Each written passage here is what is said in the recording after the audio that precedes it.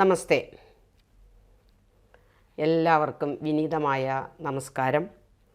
ഐശ്വര്യത്തിൻ്റെയും സമ്പൽ സമൃദ്ധിയുടെയും പൊന്നിൻ വിഷു അത്രയും ആകാംക്ഷപൂർവമാണ് നാം ഓരോരുത്തരും ആഘോഷിക്കാനായി കാത്തിരിക്കുന്നത്. നമുക്ക് മലയാളികളായ നമുക്ക് ഏവർക്കും വിഷുവിനെക്കുറിച്ച് പറയുമ്പോൾ ആ വിഷുവിൻ്റെ ഓരോ കാര്യങ്ങളും തന്നെ വളരെ ആകാംക്ഷയോടുകൂടി സന്തോഷത്തോടു കൂടിയാണ് നമ്മൾ കേൾക്കാറുള്ളത്. കാരണം നിറസമൃദ്ധിയുടെയും സന്തോഷത്തിൻ്റെയും ഐശ്വര്യത്തിൻ്റെയും ഒക്കെ പ്രതീകമാണ് നമ്മുടെ വിഷു.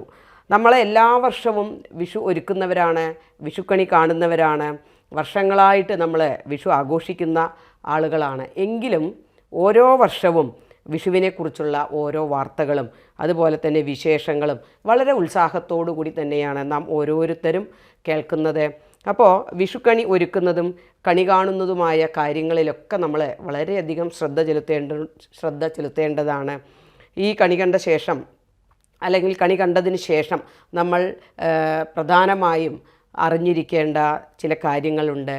അതിൽ നമ്മൾ വിഷുക്കണി ഒരുക്കുന്നതിലോ മറ്റെന്തെങ്കിലുമൊക്കെ മാറ്റം വന്നു കഴിഞ്ഞാൽ അല്ലെങ്കിൽ അതിലൊരു തെറ്റ് വന്നു കഴിഞ്ഞാൽ നമ്മൾ ആ വിഷുക്കണി കണ്ടതിൻ്റെ ആ വിഷുഫലം കൂടി ഇല്ലാതാവും.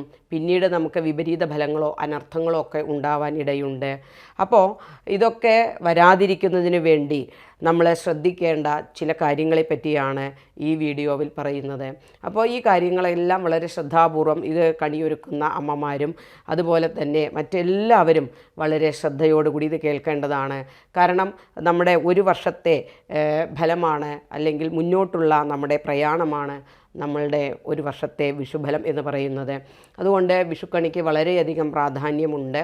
അപ്പോൾ നമ്മൾ വിഷുക്കണി ഒരുക്കേണ്ടത്, നമുക്ക് വിഷു വരുന്നത് ഏപ്രിൽ 15 ബുധനാഴ്ചയാണെന്നറിയാം. അപ്പോൾ നമ്മൾ ഒരുക്കേണ്ടത് 14-ാം തീയതി വൈകുന്നേരമാണ്, ചൊവ്വാഴ്ച ദിവസം. ആ ദിവസം നമ്മൾ അന്നാണ് അല്ലെങ്കിൽ ഏപ്രിൽ 14-നാണ് ഈ വർഷത്തെ വിഷുവിൻ്റെ ആരംഭം. വിഷുവിനായിട്ടുള്ള എല്ലാ കാര്യങ്ങളും നമ്മൾ ഒരുക്കൂട്ടി വെച്ച് അടുപ്പിച്ച് വെച്ച് അല്ലെങ്കിൽ അതിനുള്ള ഒരുക്കുമാനങ്ങളെല്ലാം ഒരുക്കി അതിനെക്കുറിച്ച് നമ്മൾ വിഷു ഒരുക്കുന്നതിനെ പറ്റി മാത്രം ചിന്തിച്ചു കൊണ്ടിരിക്കുന്ന ഒരു സമയമാണ്. ആ വിഷുക്കണി കാണുന്നതിനെ പറ്റി വളരെ ആകാംക്ഷയോടുകൂടി ഉത്സാഹത്തോടുകൂടി കാത്തിരിക്കുകയാണ്. അപ്പോൾ നമുക്ക് ആ വിഷുക്കണി ഒരുക്കുന്നതിനെ കുറിച്ചിട്ടുള്ള കുറച്ച് കാര്യങ്ങളാണ് നമ്മൾ പറയാൻ പോകുന്നത്. എങ്ങനെയാണ് വിഷുക്കണി ഒരുക്കേണ്ടത് എന്നുള്ളത് ഇതിനു മുന്നത്തെ വീഡിയോയിൽ വിശദമായിട്ട് പറഞ്ഞ് കഴിഞ്ഞിട്ടുണ്ട്. അപ്പോൾ അതെല്ലാവരും ശ്രദ്ധിച്ചു കേട്ടു എന്ന് വിചാരിക്കുന്നു. ഇനി നമുക്ക് അപ്പോൾ അതെല്ലാവരും കേട്ടിട്ടുണ്ടാവും. ഇനി നമ്മൾ വിഷുക്കണി കണ്ടതിന് ശേഷം കണി ഒരുക്കിയത് അവിടെ നിന്ന് ആ വിഷുക്കണി നമുക്ക് മാറ്റണമല്ലോ. അത് എപ്പോഴാണ് എന്നാണ് ഒരു പ്രധാനമായ ഒരു ചോദ്യം വരാറുള്ളത്. അപ്പോൾ വിഷു ദിവസം നമ്മൾ അതിരാവിലെയാണ് കണി കാണുന്നത്. ഈ കണി ഒരുക്കിയത് അവിടെ നിന്ന് മാറ്റി വയ്ക്കുന്നത് എപ്പോഴാണ്? അങ്ങനെ അതിൽ വല്ല മാറ്റവും വന്നു കഴിഞ്ഞാൽ അതിന് എന്തെങ്കിലും വിപരീത ഫലങ്ങളുണ്ടോ, അല്ലെങ്കിൽ അന്നേ ദിവസം തന്നെ അത് മാറ്റുന്നത് കൊണ്ട് എന്തെങ്കിലും പ്രശ്നങ്ങളുണ്ടോ? ഇതൊക്കെ നമ്മൾ വളരെ പ്രാധാന്യത്തോടു കൂടി മനസ്സിലാക്കേണ്ട കാര്യങ്ങളാണ്. നമ്മുടെ അടുത്ത ഒരു വർഷത്തെ സമ്പൽ സമൃദ്ധിയുടെയും ഐശ്വര്യത്തിൻ്റെയും സന്തോഷത്തിൻ്റെയും ഒക്കെ താക്കോൽ ആണ് ഈ വിഷുക്കണി എന്ന് പറയുന്നത്. അപ്പോൾ അതുമായി ബന്ധപ്പെട്ട എല്ലാ കാര്യങ്ങളിലും അതിൻ്റേതായ ശ്രദ്ധ ചെലുത്തേണ്ടതുണ്ട്. അത് വിഷുവിൻ്റെ തലേ ദിവസം മുതൽ തന്നെ വിഷു ഒരുക്കുന്നതും വിഷു കണി കാണുന്ന സമയവും കണിയിലെ നിമിത്തങ്ങളും കൈനേട്ടവും അതുപോലെ വിഷുഫലവും ഇതെല്ലാം വളരെ മനോഹരമായിട്ട് നമ്മൾ കണി ഒരുക്കിയ ശേഷം ആ പൊന്നിൻ കണി എന്ന് തന്നെ നമുക്കതിനെ വിശേഷിപ്പിക്കാം. അപ്പോൾ നമ്മളത് എവിടുന്ന് പൂർണ്ണമായി മാറ്റി വെക്കേണ്ടത് എപ്പോഴാണ് എന്നുള്ളതും വളരെ പ്രധാനപ്പെട്ട കാര്യമാണ്. അപ്പോൾ ഏപ്രിൽ 15 തിങ്കളാഴ്ച ദിവസമാണല്ലോ നമ്മുടെ പൊന്നിൻ വിഷു. അത് രാവിലെ ഉദയത്തിന് മുൻപ് 4 മണിക്ക് ശേഷം, അതായത് 4 മണി കഴിഞ്ഞ് 41 മിനിറ്റ് കഴിയുമ്പോഴാണ് കുംഭം രാശി. അപ്പോൾ കണി കാണാൻ പറ്റിയ ഏറ്റവും ശുഭകരമായ സമയമാണ് ഈ കുംഭം രാശി. ഈ സമയം ഭഗവാൻ ലക്ഷ്മി സമേതനായിട്ട് ഭൂമിയിൽ സന്നിഹിതനായിരിക്കും. ആ ഭഗവാന്റെയും ദേവിയുടെയും നിറഞ്ഞ സാന്നിധ്യം നമ്മൾ കണി ഒരുക്കുന്ന സ്ഥലത്തും ഉണ്ടാവും. അതുകൊണ്ട് ഈ ഒരു സമയത്ത് ആ കുംഭം രാശിയുടെ ആ സമയത്ത് നമ്മൾ കണി കാണുന്നത് ഐശ്വര്യപൂർണമായ ഒരു സമയം തന്നെയാണ്. അതുപോലെ തന്നെ അന്നത്തെ ആ ബ്രാഹ്മ മുഹൂർത്തം എന്ന് പറയുന്നത് 4:22 രാവിലെ 4:22 5:30 ഇടയ്ക്കാണ് ആ ബ്രാഹ്മ മുഹൂർത്ത സമയം. അപ്പോൾ ഇതിനിടയ്ക്കാണ്, ഈ സമയത്താണ് നമ്മൾ കണി കാണേണ്ടത്. അത് ആ സമയത്ത് കാണുന്നത് വളരെ ഐശ്വര്യകരമാണ്. അതുകൊണ്ട് ഉറപ്പായും വീട്ടിലുള്ള എല്ലാവരെയും, നമ്മളും കണി കാണണം, വീട്ടിലുള്ള മറ്റുള്ള എല്ലാവരെയും ഈ സമയത്തിനുള്ളിൽ കണിയെ കാണിച്ചിരിക്കാൻ നമ്മൾ പ്രത്യേകം ശ്രദ്ധിക്കണം. അതിൽ പ്രത്യേകം ശ്രദ്ധിക്കേണ്ടത് അമ്മമാർ തന്നെയാണ്. കണി ഒരുക്കുന്നവരാണല്ലോ മറ്റുള്ളവരെ കണി കാണിക്കേണ്ടതും. അപ്പോൾ ഇതെല്ലാം കഴിഞ്ഞാൽ പിന്നെ എല്ലാവർക്കും ഒരു അമ്മമാർക്കൊക്കെ ചിലപ്പോൾ ഒരു സംശയം ഉണ്ടാവും. വിഷു ദിവസം അതിരാവിലെ കുളിച്ചിട്ട് വേണോ കണി കാണിക്കാനായിട്ട്, അല്ലെങ്കിൽ നമ്മൾ കണി കാണേണ്ടത്?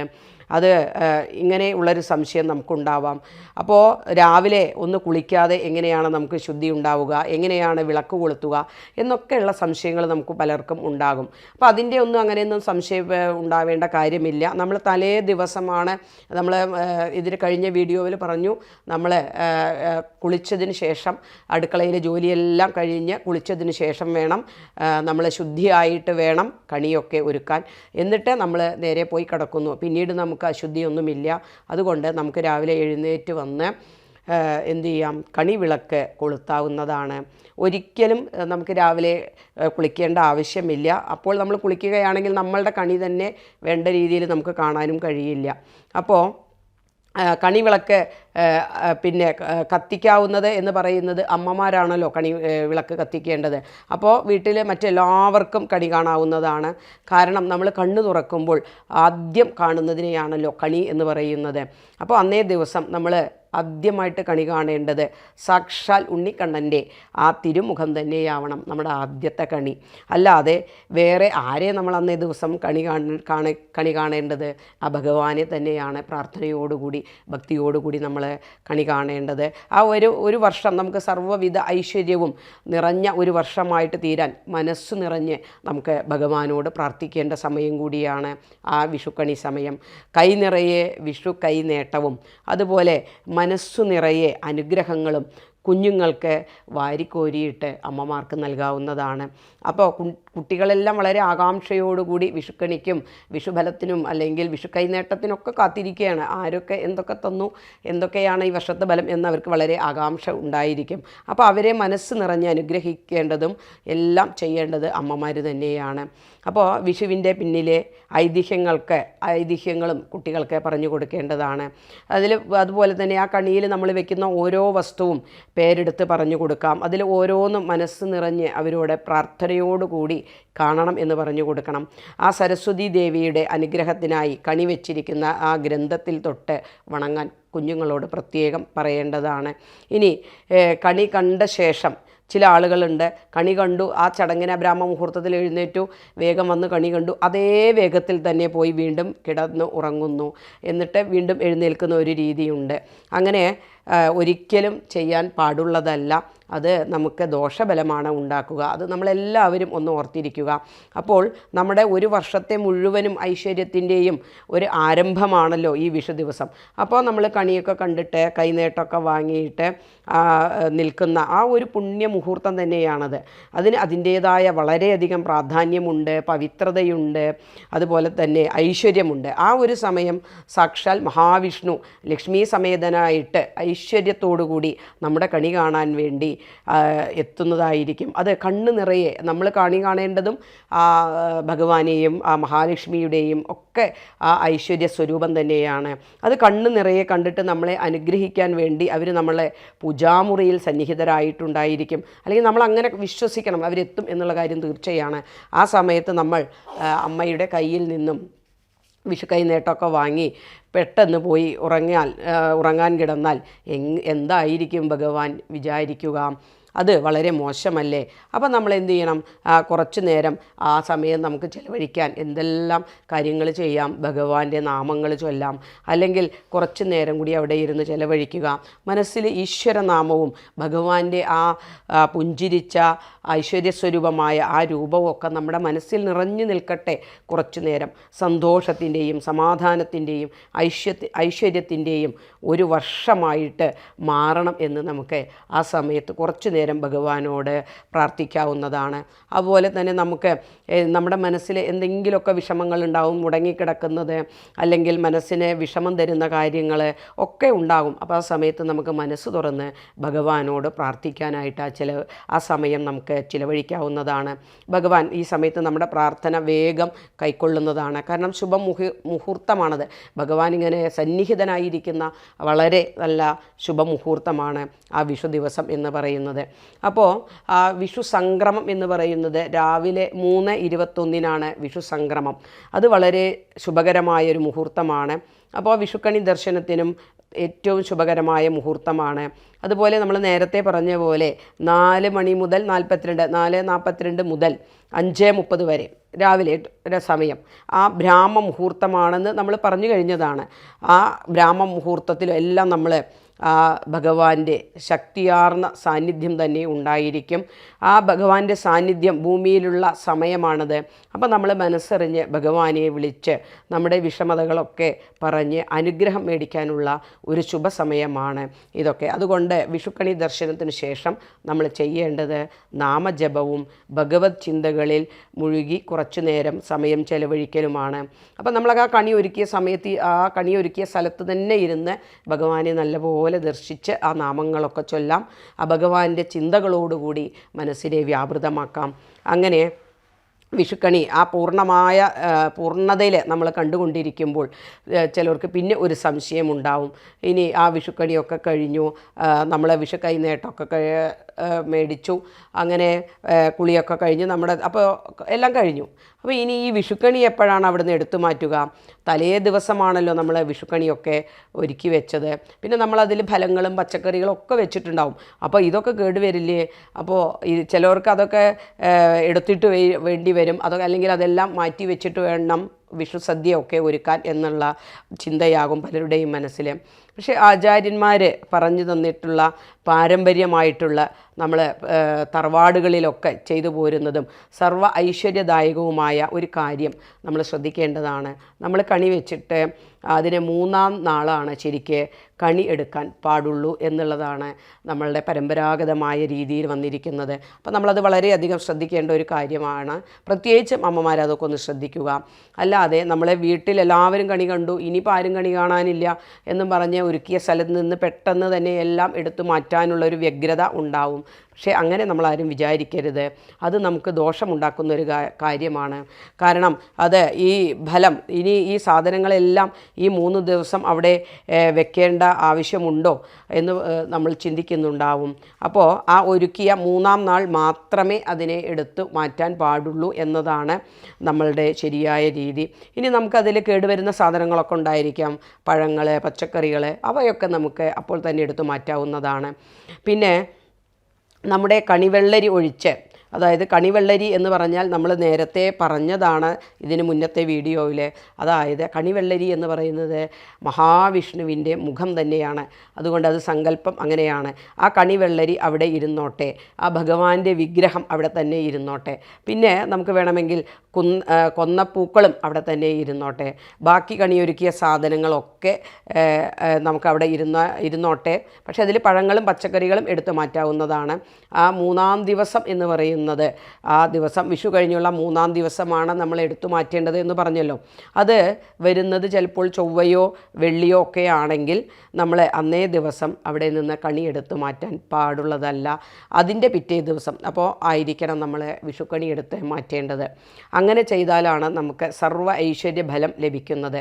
വരാനിരിക്കുന്ന ഒരു വർഷത്തിൻ്റെ മുഴുവനും ഫലമാണ് നമ്മൾ ഈ ചെയ്യുന്ന ഓരോ പ്രവൃത്തിയുടെയും ഐശ്വര്യമായിട്ട് നമുക്ക് വരുന്നത്. അപ്പോൾ നമ്മൾ അങ്ങനെ ചെയ്യുമ്പോൾ നമ്മൾ ഐശ്വര്യമായ രീതിയിൽ നമ്മളെ മനസ്സിൽ എന്താഗ്രഹിച്ചാലും ഭഗവാൻ കൈ നിറച്ച് നമുക്ക് നൽകുന്നതാണ്. അപ്പോൾ ആ ചിട്ടയോടുകൂടി നമ്മൾ കണി ഒരുക്കുക, കണി കാണുക. ആ കണി കണ്ടതിന് ശേഷം നമ്മൾ അവിടെ ഇരുന്ന് ഭഗവാനെ പ്രാർത്ഥിക്കുക. എന്നിട്ട് അതിൽ നമ്മൾ അവിടുന്ന് എടുക്കേണ്ട ആ പറഞ്ഞ കാര്യങ്ങൾ മാത്രം എടുത്തു മാറ്റിയതിന് ശേഷം നമ്മൾ ഒരു വർഷത്തെ ആ ഐശ്വര്യപൂർണമായ ഒരു വിഷു നമുക്ക്, അല്ലെങ്കിൽ ആ വിഷുവിന് ശേഷം ഒരു വർഷം നമുക്ക് ഐശ്വര്യം തന്നെ ഉണ്ടാകും എന്ന വിശ്വാസത്തോടു കൂടി വേണം മറ്റു കാര്യങ്ങളൊക്കെ ചെയ്യാൻ. അതിൽ നമുക്ക് പിന്നെ ഉണ്ടാവില്ല എന്ന് നമ്മൾ ആരും ചിന്തിക്കേണ്ട. നല്ല രീതിയിൽ നമ്മൾ വിഷുക്കണി ഒരുക്കി ആ വിഷു ദർശനം ചെയ്തിട്ടുണ്ടെങ്കിൽ നമുക്ക് നല്ല ഫലങ്ങൾ തന്നെ ഉണ്ടാവുകയുള്ളൂ. അതങ്ങനെ തന്നെ വരാൻ സാധ്യതയുള്ളൂ. അപ്പോൾ അല്ലെങ്കിൽ നമ്മുടെ ഭാഗത്ത് എന്തെങ്കിലും തെറ്റുകൾ വന്നിട്ടുണ്ടാവും. ആ തെറ്റുകൾ തിരുത്താനാണ് നമ്മളിപ്പോൾ ഈ വീഡിയോയിലൊക്കെ പറയുന്നത്. അതുകൊണ്ട് അമ്മമാരതൊക്കെ ഒന്ന് പ്രത്യേകം ശ്രദ്ധിക്കുക. കാരണം അമ്മമാരാണല്ലോ ഈ കണിയൊക്കെ ഒരുക്കുന്നത്, അത് നയിക്കുന്നതും എല്ലാം. അതുകൊണ്ട് എന്താണ് എപ്പോഴും അമ്മമാരെ മാത്രം ഇങ്ങനെ പറഞ്ഞുകൊണ്ടിരിക്കുന്നത് എന്ന് ചിന്തിക്കുന്നുണ്ടാവും. അപ്പോൾ അമ്മമാർ വിചാരിച്ചാലാണ് നമ്മുടെ ആ വീടിൻ്റെ വിളക്കാണല്ലോ അമ്മമാർ. അപ്പോൾ ആ വീടിൻ്റെ ഐശ്വര്യവും ആ വീടിൻ്റെ ഭദ്രതയും അതുപോലെ തന്നെ എല്ലാം അമ്മമാരുടെ കൈകളിലാണ്. അപ്പോൾ ഈ കാര്യങ്ങളൊക്കെ വളരെ ചിട്ടയോടുകൂടി ആദ്യം അമ്മമാർ പാലിക്കുക. അങ്ങനെ സമ്പൽ സമൃദ്ധിയുടെ ഐശ്വര്യത്തിൻ്റെ ഒരു പൊന്നിൻ വിഷു അതിൻ്റെ എല്ലാവിധ പവിത്രതയോടും കൂടി പരിശുദ്ധിയോടും കൂടി ഐശ്വര്യത്തോടും കൂടി ആചരിക്കാൻ നമുക്ക് ഓരോരുത്തർക്കും കഴിയട്ടെ. അതിന് നമുക്ക് ഭഗവാന്റെ അനുഗ്രഹം ഉണ്ടാകട്ടെ എന്ന് പ്രാർത്ഥിക്കുന്നു. അപ്പോൾ നമ്മളിപ്പോൾ ഈ പറഞ്ഞ കാര്യങ്ങൾ ആ വിഷുക്കണി ഒരുക്കേണ്ടതിൻ്റെ മുന്നേ അമ്മമാർ ചെയ്യേണ്ടതും അതുപോലെ തന്നെ ആ വിഷുക്കണി കണ്ടതിന് ശേഷം അത് അവിടെ നിന്ന് എടുത്ത് മാറ്റേണ്ട കാര്യങ്ങളും ആണ് പറഞ്ഞത്. അപ്പോൾ അത് നല്ലപോലെ ശ്രദ്ധിക്കുക.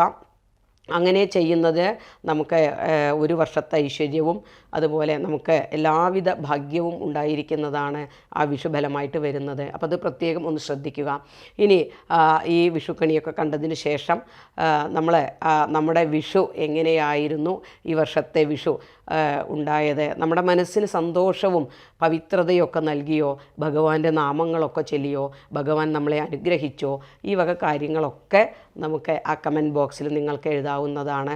അപ്പോൾ എല്ലാവരുടെയും അഭിപ്രായങ്ങളും നിങ്ങളുടെ ആ വിഷു ദർശനവും നമ്മുടെ കമൻറ്റ് ബോക്സിൽ കുറിക്കുക. എല്ലാവർക്കും നല്ലൊരു വിഷു ഉണ്ടാവട്ടെ. നല്ല ഒരു വിഷു ആയിട്ട് ഐശ്വര്യ സമൃദ്ധിയോടുകൂടി വിഷു എല്ലാവർക്കും ഉണ്ടാകട്ടെ, അല്ലെങ്കിൽ അങ്ങനെ ഭവിക്കട്ടെ എന്ന് ആശംസിച്ചുകൊണ്ട് ഞാൻ എൻ്റെ വാക്കുകൾ നിർത്തുന്നു. നന്ദി, നമസ്കാരം.